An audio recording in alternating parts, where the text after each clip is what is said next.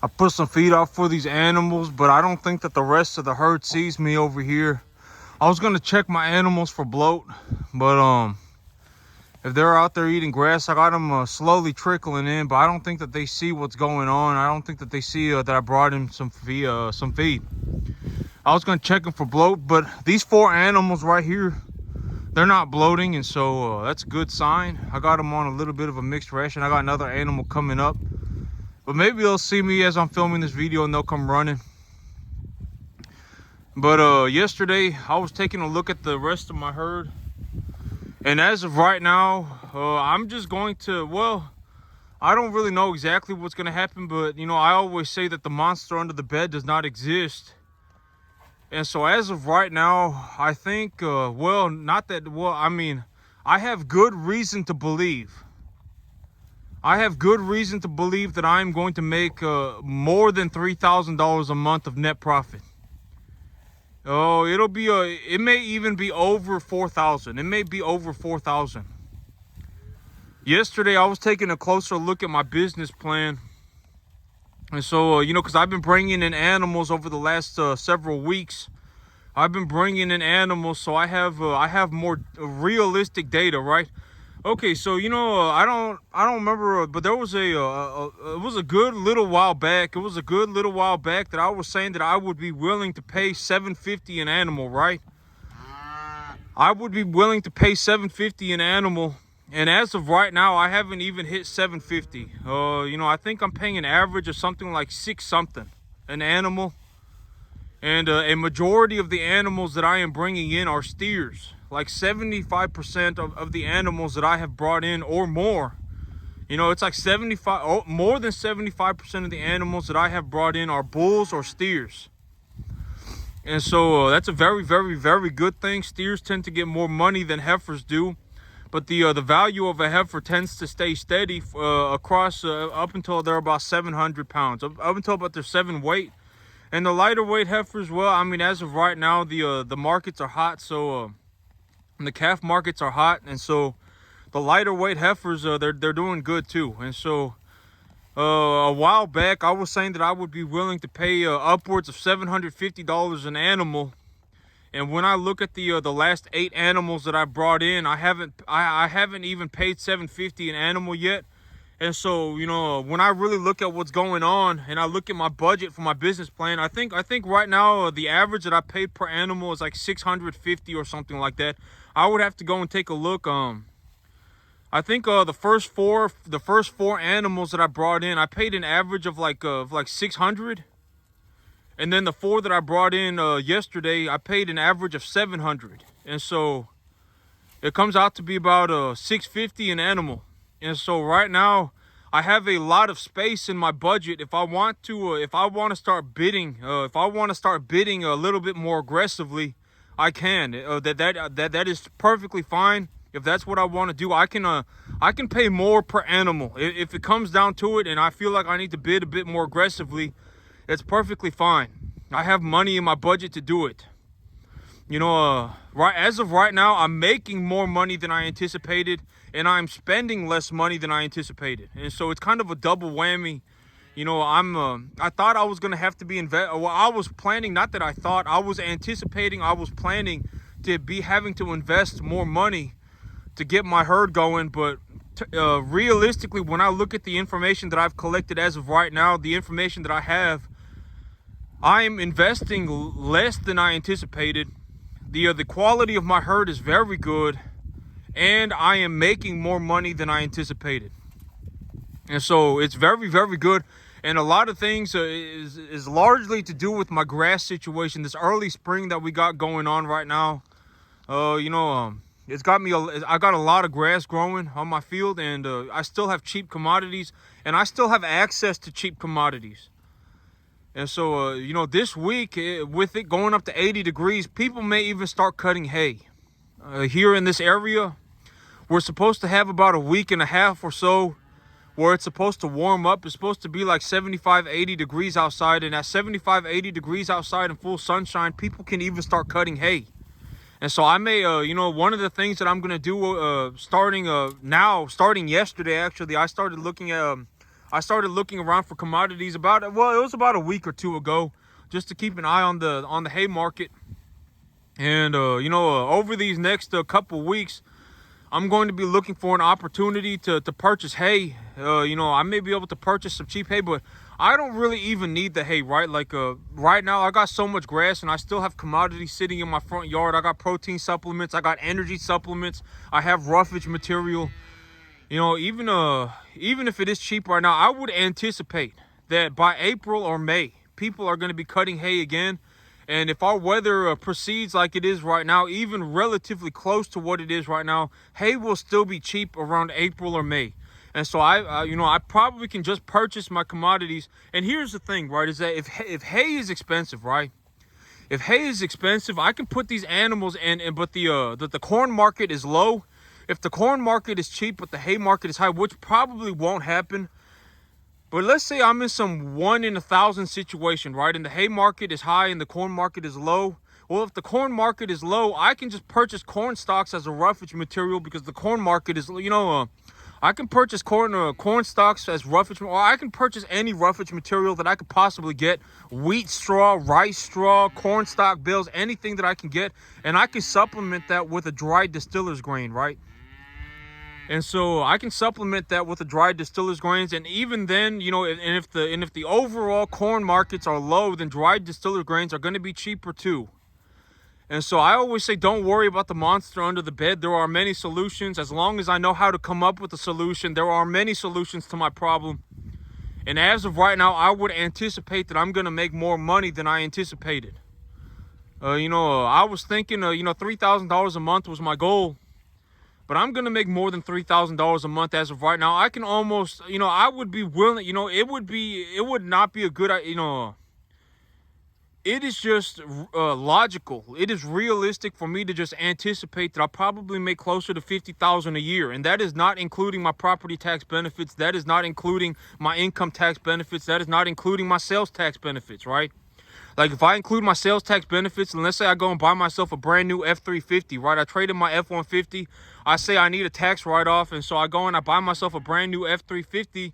Well, if I buy myself a brand new F350 and I had to pay, let's say it's an 8% tax, and let's say the taxes come out to be like $6,000, well, I don't have to pay the $6,000, right? And so that's also money in my pocket.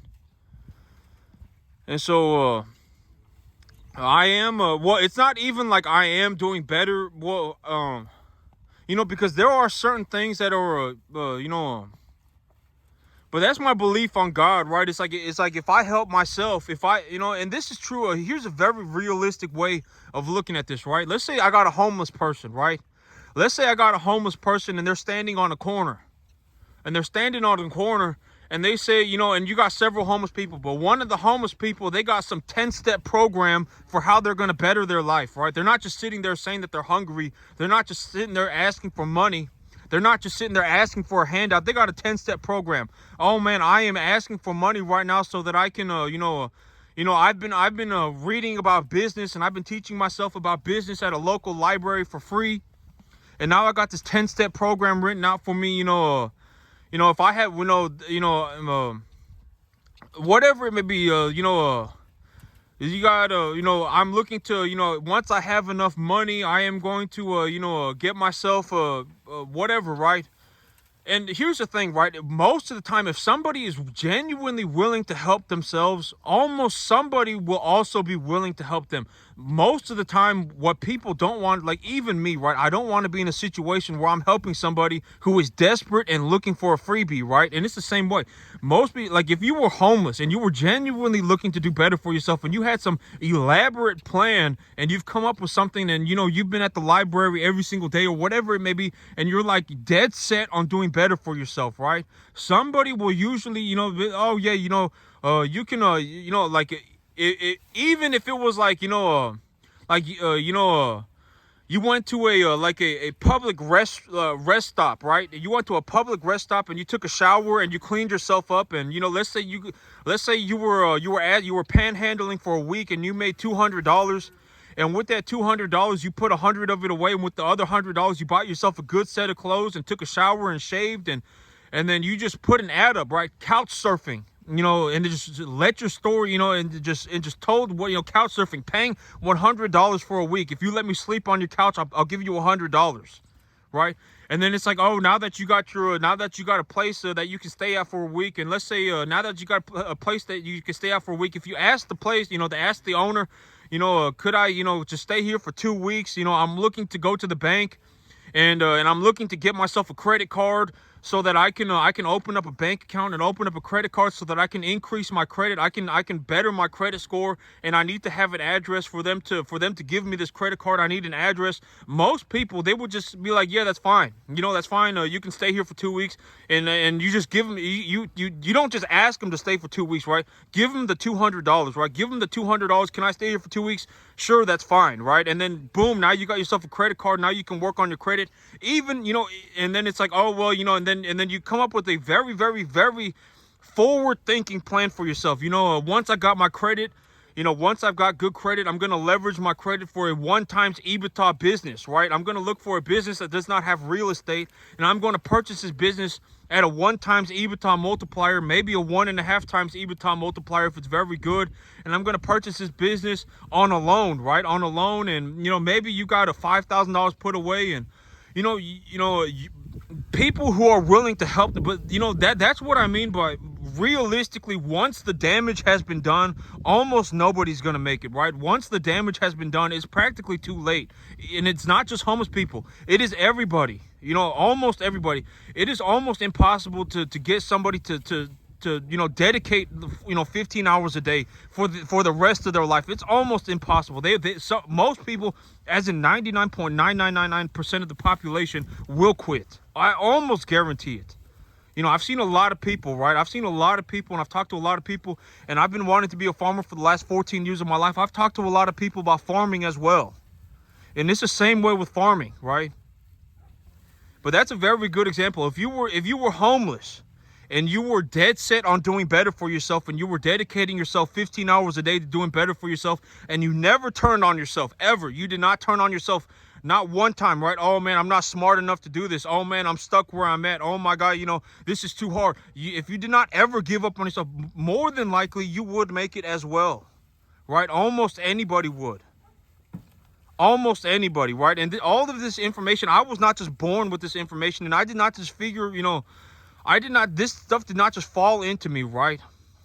Like I learned about all this stuff. I took my time and I took my effort, but that's what I mean by, if somebody just spends 15 hours a day for the next 14 years of their life, just 100% focused on doing something, they will find a way to do it, and it does not matter where you're at. And that's what I also mean by an upwards trajectory is more important than being than being somewhere. An upwards trajectory is more important than anything.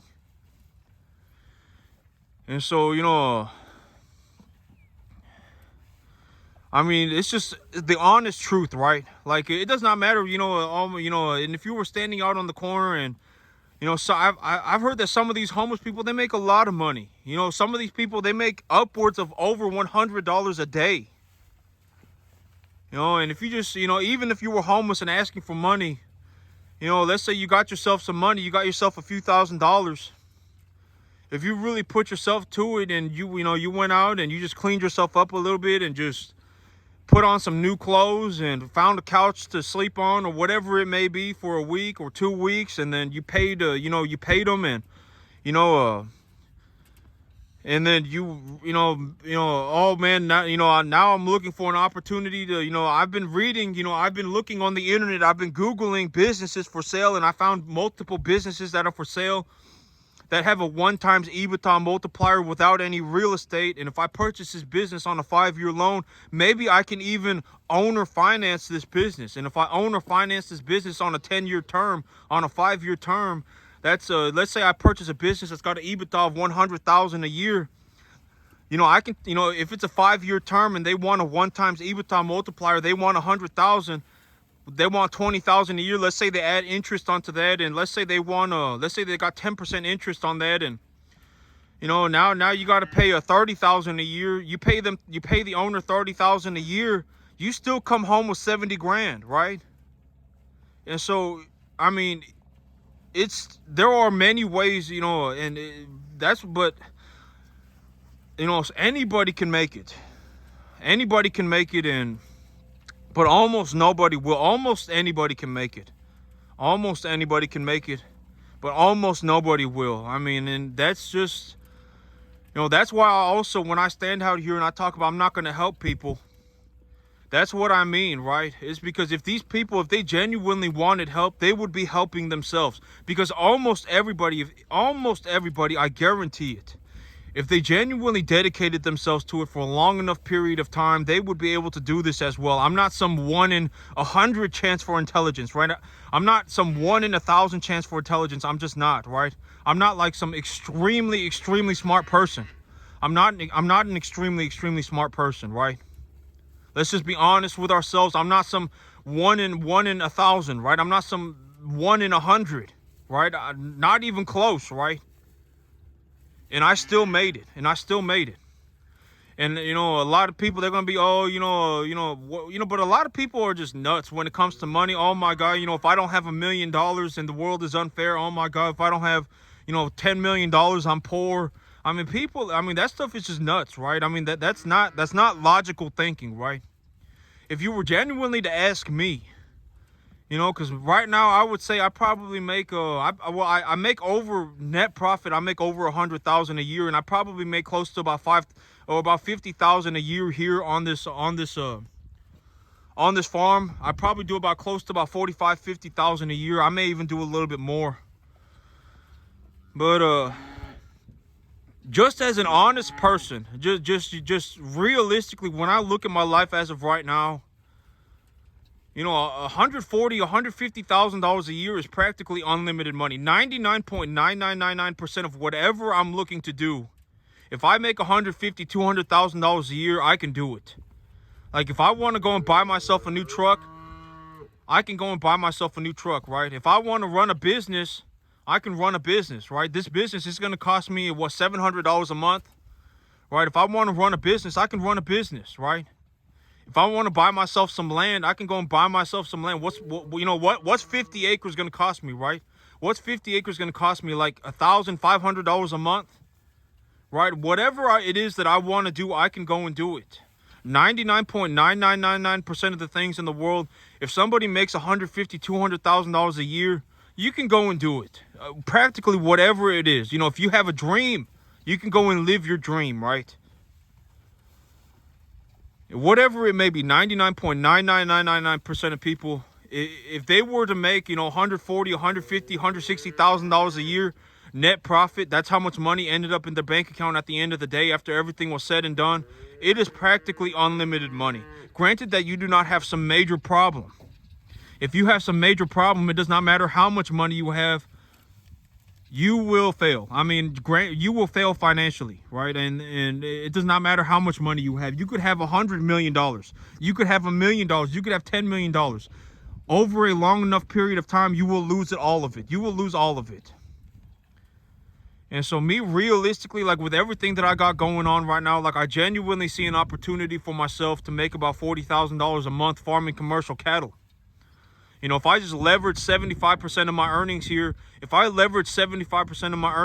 can purchase a piece of property that is worth about $500,000.